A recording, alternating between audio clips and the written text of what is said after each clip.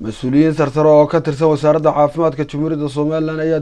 daawooyin gaarsiiyay magaalada Buuhoodle ee xarunta gobolka Buuhoodle مسؤولينtan oo kormeer ku soo maray wararka ay jiifaan dadka ay haleeleen xanuunada shuban biyoodku ugu horeyn agaasimaha maamulka iyo lacagta wasaaradda caafimaadka Jamhuuriyadda Soomaaliland Iid Xasan Axmed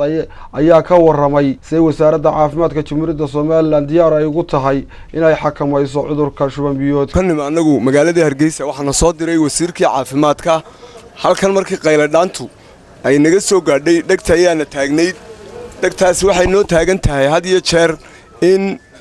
qaylada kolba soo dhacdo sidii looga jawaabi lahaa khamiistii hore anigu waxaan tagay xuduudda u dhaxaysa Itoobiya xagga galbeedka iyo Soomaaliland kaamtuug laga bilaabo ilaa meesha la yiraahdo 29 ayaan noo diray tiiman baan ahayn halkaan dawooyinkii waanu geynay xuduudda Itoobiyana waanu la soo hadalay si ay xuduudda u xidhaan dadku waa dadkeeni laakiin haddana xanuunka haddaan la xakamayn inta fayuubu haddana inaga soo saraynaya marka waxaan horta farayaa marka ugu horeysa reer Buuhoodle waxaan leeyahay war inagoo isku mid oo dadku dadkeeni yihiin haddana waxaad ku dadaashaan horta in lagu xakameeyo qolada Itoobiyana aan fariin u faraynaa inuu ku xakameeyaan xanuunka xaggooda sidoo kale agaasimaha waaxda caafimaadka guud ee wasaaradda caafimaadka Jamhuuriyadda Soomaaliland Abiib Aadan Nuur ayaa ka waramay sida wasaaradda caafimaadka Soomaaliland ay diyaar ugu tahay xakamaynta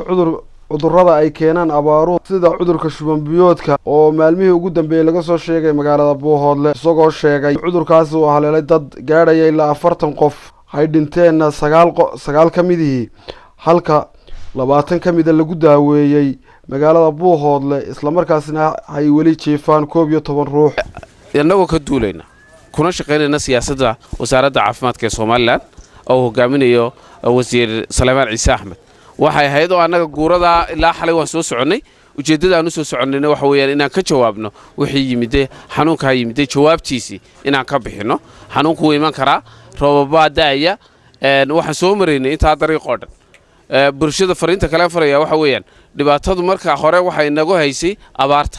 laakiin imika waxaan alxamdulillah maanta uu qurux badan yahay inuu roob inoo daa suuragal waxa laga yaabaa waqtigiiba meel kasta yaala waqtigu waa halka uu ka dhirlanayo jeermisku waqtiga inaad iska urursaan waxaan rajaynayaa iska gubtaan taad meel ku urursaan iska gubtaan waa mid loo baahan yahay emergency kitkii weynaa aw ku daba xigo oo uu imanayo isaguna dariiqa ku soo jiro oo heli doontaan waxa weeyaan jawaabtiini waan haynaa waan ka jawaabaynaa waan aragnay dadka u soo dhacay xanuun waan aragnay patientskan waan soo marnay xaaladooda waan soo marnay alxamdulillah hal qof mooyaane inta kale oo dhan aad bay u fiican yar qura oo la keenay ma aha inta kale oo dhan aad bay u fiican waxaan halkan mahad ballaaran uga jeedinayaa shaqaalaha wasaaradda caafimaadka ee ku sugan halkan sida fiican ee uga jawaabeen ee ula tacaaleen nadaafadda wax loo yaqaan waxa weeyaan muhiim taasaa muhiim nisfi iimaan farxasho saabun ku farxasho dambas ku farxalaya saabun baa xitaa ku jirta oo loogu talagalay in si aanu fiditaanka loo yareeyo waxa weeyaan marka waxyaabaha ka hortagii waa waxyaabaha ugu muhiimsan ee lagu xakamaynayo wasaaradda caafimaadkuna waxay diyaar u tahay inay dhammaantiin qof kasta oo soo dhaca xanuunkan iyo qof kasta oo u baahan adeeg caafimaad in la siiyo in la siiyo geesta kale dadweynaha ku dhaqan magaalada Buuhoodle ayaa soo dhaweeyay jawaabta degdega ee uu ka bixiyay wasiirka wasaaradda caafimaadku dhawaaqii ka soo yeedhay iyo baahidoodii caafimaad iyagoo ku amaanay sida guud ahaan ugu shaqeynay bulshada reer Soomaaliland waxaana hadaladoodii kamid ahaa aad iyo aad ugu mahad celinayaa wasiirka wasaaradda caafimaadka mudane Salmaan Ciise Axmed runtii ballanqaadkii uu sameeyay deegaanka ee ahaa in arintan emergency-ga laga soo jawaabo sidii ugu habboonayd buu uga soo jawaabay iyo jawaab degdeg ah oo ah baahidii laga soo sheegay deegaanka Jamhuuriyadda Soomaaliland gaar ahaan wasaaradda caafimaadka oo uu hormuud u yahay wasiirka wasaaradda caafimaadka Dr. Salmaan sidaa darteed waxaa loo baahan yahay waxaan la soconno xanuunkan hadda jawaabtiisa degdega ah laga bixiyay